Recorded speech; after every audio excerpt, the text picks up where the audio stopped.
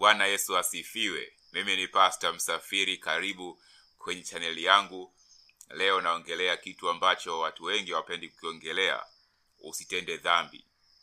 Mlokole, usitende dhambi. Mafundisho mengi yanayoendelea, mengi huku na kule, wanaongelea pata utajiri, vunja nguvu ya umaskini, pona, mafanikio, bomoa uchawi na kuzuia, na kila aina ya vurugu. Sisemi kwamba hayo ni makosa, ni vitu sahihi kabisa, lakini kuna kitu ambacho ni muhimu sana ambacho wamekiacha kukiongelea, nacho ni hiki: usitende dhambi. Unajua maandiko yanasema Yesu alivyozaliwa, au wakati malaika anaongelea kuhusu kuzaliwa kwa Yesu, alisema naye utamuita jina lake Yesu, kwa kuwa yeye ndiye atakayewaokoa watu wake na dhambi zao. Kwa hiyo aliitwa Yesu kwa sababu anaokoa watu wake na dhambi. Watu waliokolewa na dhambi hawapaswi tena kuendelea kuishi katika dhambi. Angeitwa Yesu kwa sababu anaokoa watu na umaskini wao, tungesema kwamba kwa sababu umeokolewa na umaskini, usiende katika umaskini, usiishi kimaskini, usiwaze kimaskini. Kwa hiyo kama amewaokoa watu wake na dhambi zao, usiende katika dhambi, usiwaze dhambi, usitende dhambi. Kibaya zaidi ni kwamba hata leo watu wameanza kupoza, wanabadilisha, wanasema mpendwa, itakuwa kuna jambo ulifanya ukafungulia mlango shetani akakupiga. Sisemi kwamba hujafungulia, umefungulia, lakini lugha sahihi inaweza ikawa ni kwamba umefanya dhambi, shetani akakupiga. Kwa hiyo tusiweke coating, sugar coating na nini. Dhambi ni dhambi. Watu ukiwaambia kuhusu dhambi wanasema ni hukumu, lakini Yesu alipokuwa anaongea na yule mwanamke ambaye amezini, alimwambia hata mimi sikuhukumu, lakini hakuishia hapo, akasema usitende dhambi tena. Sasa mtu akiambiwa usitende dhambi tena, anataka kusema kwamba amehukumiwa. Hujahukumiwa mpendwa, umetenda dhambi, usitende dhambi tena. Hukumu ya dhambi ni mauti. Mzinzi hukumu yake ni kupigwa mpaka kufa, ila hakupigwa mpaka kufa, akaambiwa hata mimi sikuhukumu, lakini usitende dhambi tena. Kwa kuambiwa kwamba usitende dhambi tena ni kipengele ambacho hakipo siku hizi. Na ndio maana kwa sababu watufundishani kuhusu dhambi, hata watu hawajui wafanyeje wanapokuwa katika majaribu ya dhambi. Hata wafanyaje waweze kushinda dhambi ni ngumu, ni shida. Ndio maana ili tukumbushane mambo haya, na mimi nakukumbusha. Ukiangalia katika Biblia, nyaraka zote kuanzia Warumi mpaka Ufunuo wa Yohana, zile nyaraka haziongelei na watu walioko nje ya imani. Zinaongea na watu ambao waamini. Tunaweza kusema walokole. Zinaongea na watu ambao wanamwamini Kristo Yesu kama Bwana na Mwokozi wao. Na hizo nyaraka zimejaa warning, zimejaa maonyo kuhusu kutotenda dhambi, kuhusu kuacha dhambi. Warumi sura ya 1 mstari wa 7 inasema, kwa wote walioko Rumi, wapendwao na Mungu, walioitwa kuwa watakatifu, neema na iwe kwenu na amani tokayo kwa Mungu Baba yetu na kwa Bwana wetu Yesu Kristo. Kwa huu waraka wa Warumi hauendi kwa kila mtu, unaenda kwa watakatifu, yani waliookoka, walioko Rumi. Na humu ndani inaongea mambo mengi tu kuhusu kuonya watu wasiende katika dhambi. Unaweza ukaongea kuhusu waraka wa kwanza wa Petro, kwa sababu unasemekana au umeandikwa ni waraka wa Petro kwa watu wote. Lakini ukisoma maandiko yanavyosema katika hiyo waraka wa kwanza wa Petro sura ya 1 mstari wa 1 inavyoanza, Petro mtume wa Yesu Kristo, kwa wateule wa utawanyiko wakao katika hali ya ugeni katika Ponto na Galatia na Padokia na Asia na Bithinia. Yani hii imeenda kwa wateule waliookoka. Ukienda katika mstari wa 14 pale chini na 15, Biblia inasema, kama watoto wa kutii, msijifananishe na tamaa zenu za kwanza za ujinga wenu, bali kama yeye aliyewaita alivyo mtakatifu, ninyi nanyi iweni watakatifu katika mwenendo wenu wote. Hawa walengwa wa hii nyaraka si watu wote, ni walioamini ambao wanaambiwa wasijifananishe na tamaa zao za zamani, wasitende dhambi kwa lugha nyingine. Ukiangalia pia waraka wa Yohana, kwa sababu umeandikwa waraka wa Yohana kwa watu wote, Sura ya 2 ya waraka wa Yohana mstari wa 1 na wa 2 inasema, watoto wadogo na waandikia haya ili kwamba msitende dhambi, na kama mtu akitenda dhambi tunaye mwombezi kwa Baba, Yesu Kristo mwenye haki, naye ndiye kipatanisho kwa dhambi zetu, wala si dhambi zetu tu, bali na kwa dhambi za ulimwengu wote. Kwa hiyo hapa kuna watu ambao wanaongelewa, ni wateule, wapendwa. Ndio maana nasema kuna magrupu mbili, kuna sisi na kuna ulimwengu wote. Kwa hiyo huu waraka ni kwa wateule, ni wapendwa waliokoka, ndio wanaambiwa wasitende dhambi. Kutenda dhambi na kuishi katika dhambi kunaleta inconsistency, yani kunafanya uishi katika njia mbili, unakuwa una nia mbili. Gizani upo, nuruni upo. Unakuwa kama popo, yani sio ndege, sio mnyama. Kutenda dhambi kunafanya mtu awe wa nia mbili. Na Biblia inasema kwenye Yakobo sura ya 1, mtu mwenye nia mbili asitegemee kwamba atapokea chochote kutoka kwa Bwana. Na pia katika Ufunuo wa Yohana sura ya 3 inasema, bora uwe wa moto au wa baridi, ila ukiwa vuguvugu nitakutapika. Kwa hiyo inabidi ujue jinsi ya kuishi kama mtu ambaye ana imani, kama aliokoka, uishi katika utakatifu. Hivyo ndivyo unavyohitajika. Na kuishi katika utakatifu inamaanisha kuacha dhambi. Usiendekeze dhambi, usitende dhambi, usiishi katika dhambi.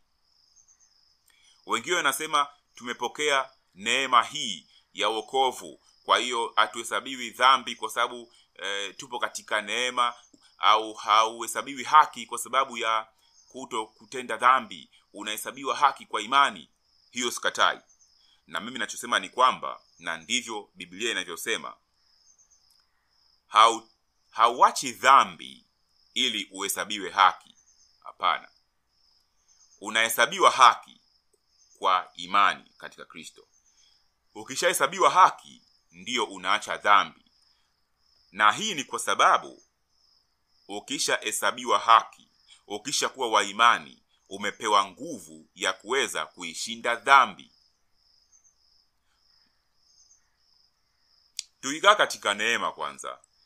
Tito inasema katika sura ya 2 mstari wa 11 na 12, maana neema ya Mungu iwaokoayo wanadamu wote imefunuliwa, nayo yatufundisha kukataa ubaya na tamaa za kidunia, tupate kuishi kwa kiasi na haki na utauwa katika ulimwengu huu wa sasa.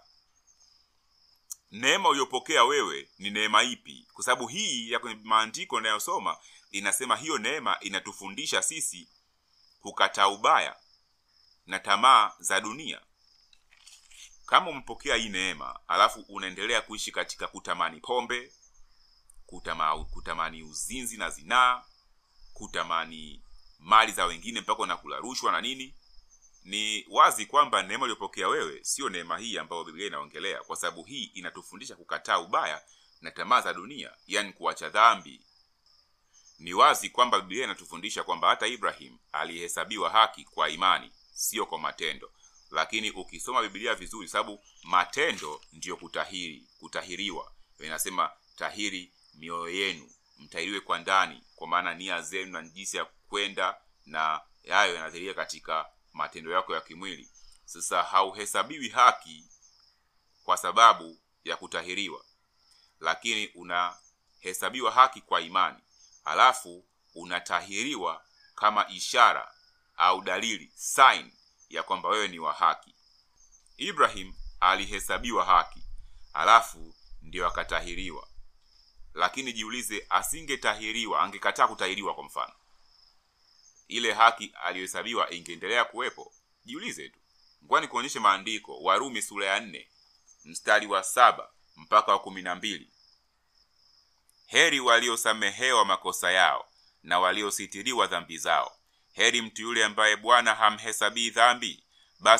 Basi je, uheri huo ni kwa hao waliotahiriwa au kwa hao pia wasiotahiriwa? Kwa kuwa twanena ya kwamba kwake Ibrahim imani yake ilihesabiwa kuwa ni haki. Alihesabiwaje basi? Alipokwisha kutahiriwa au kabla hajatahiriwa? Si baada ya kutahiriwa, bali kabla ya kutahiriwa. naye aliipokea dalili hii ya kutahiriwa, muhuri ya ile haki ya imani aliyokuwa nayo kabla hajatahiriwa, apate kuwa baba yao wote waaminio, ijapokuwa hawakutahiriwa, ili na wao pia wahesabiwe haki. Tena awe baba ya kutahiriwa kwa wale ambao si waliotahiriwa tu, bali pia wanazifuata nyayo za imani yake baba yetu Ibrahim aliyokuwa nayo kabla hajatahiriwa. Ukitafakari hiyo mistari ni kwamba ukishapokea haki, unapata imani. Kwanza unaamini, ndio imani inakufanya uhesabiwe haki. Alafu unapokea, baada ya kuhesabiwa haki unatahiriwa, yani ndio dalili, ndio ishara, ndio sign ya kwamba wewe ni wa agano. Hii kutahiriwa ndio elewa, ndio kuacha dhambi, kuacha mambo ya ulimwengu huu, kutoenda sawa na ulimwengu wanavyoenda, kukaa katika njia ya utakatifu, ndio kutahiriwa. Na unatahiriwa sio ili uhesabiwe haki, unatahiriwa kama dalili ya kwamba wewe ni mwenye haki. Kwa hiyo hautendi dhambi sio ili uhesabiwe haki, hautendi dhambi ili iwe dalili, iwe mfano, iwe ishara ya kwamba wewe ni wa imani ile, wewe ni uliokoka, wewe ni mtakatifu. Lazima kuwe na tofauti kati ya watu wa duniani na watu ambao wapo kwa Bwana, kama ilivyokuwa tofauti toka zamani kati ya watu ambao walikuwa wameamini ndio katahiriwa na watu wengine ambao hawakutahiriwa. Watu walipotoka Israeli kuingia katika nchi ya Kanaani wakaambiwa, kiingia mle msiishi kama kawaida ya watu wa nchi ile. Kuna tofauti kati ya wapendwa na kati ya watu wa duniani, na tofauti yetu inaanza first and foremost katika imani. Halafu baada ya hapo udhihirisho wa imani kwa maana ya kutotenda dhambi. Na mtu ambaye yupo katika imani ndiyo anaweza kushinda dhambi, kutotenda dhambi. Kabla hujaokoka ilikuwa haiwezekani kushinda dhambi. Baada ya kuokoka umepewa uwezo wa kushinda dhambi. Maana maandiko yanasema, na huku ndiko kushinda kushindao ulimwengu, hiyo imani yetu. Imani yetu ndio inafanya tushinde ulimwengu, na kushinda ulimwengu ni kuwa tofauti na ulimwengu unavyoenda, kwa maana ya kutenda au kutotenda dhambi. Kama umeokoka, usitende dhambi.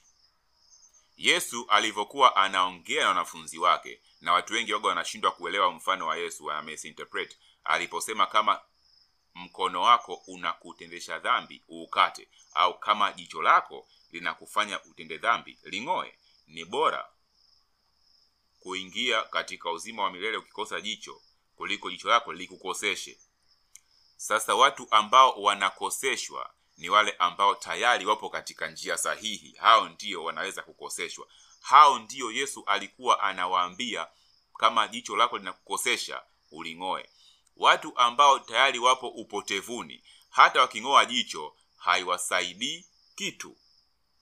Kwa hiyo ukiangalia ile Marko sura ya 9, Marko sura ya 9 mstari wa 33, Biblia inasema, wakafika Kapenaumu, hata alipokuwako nyumbani akawauliza, mlishindania nini njiani? Wakanyamaza. Sasa hapo ndipo context inapoanzia, immediate context, yani ndipo muktadha wa maongezi unapoanzia. Alikuwa yeye na wanafunzi wake, akawauliza mlishindania nini njiani? Wakaanza kuwa wanaongea na Yesu. Kwa ni yeye na wanafunzi wake. Ndipo ukifika Marko hiyo 9 mstari wa 43 unakuta Yesu anasema, na mkono wako ukikukosesha ukate. Ni afadhali kuingia katika uzima ukigutu kuliko kuwa na mikono miwili na kwenda zako jehanamu, kwenye moto usiozimika. Watu ambao hawajaokoka, hawana imani hii, hata wakikata mikono yao haitawasaidia kitu. Yesu kwa watu kama hawa aliwaambia kitu kimoja tu. Kwa ajili hii Mungu aliupenda ulimwengu hata akamtoa mwanae pekee, ili kila aminie asipotee, bali awe na uzima wa milele. Watu ambao hawajaokoka, la kufanya sio kuacha dhambi, ni kuokoka kwanza, alafu ndio mengine yanafuata. Ni kama ukiwa katika basi, mnatoka Dar es Salaam kwenda mkoani, basi lina maandishi pale no smoking. Ile ndio sheria kwenye basi, no smoking. Mkiwa kwenye basi wote mvuti sigara. Ukidhani kwamba wote kwenye basi hawavuti sigara, umekosea. Mkifika sehemu kasimama kuchimba dawa au kula chakula, kuna watu wakishuka, kitu cha kwanza kufanya ni kuchukua sigara na kuiwasha. Wale ni wavuta sigara. Walipokuwa kwenye basi walikuwa kama vile wavuti sigara. Ndivyo hivyo katika maisha tunavyoishi na watu ambao hawajaokoka. Wanakuwa kama wengine tu, hatuzini, hatulewi, lakini wao wameshahesabiwa kwamba ni wazinzi, ni walevi.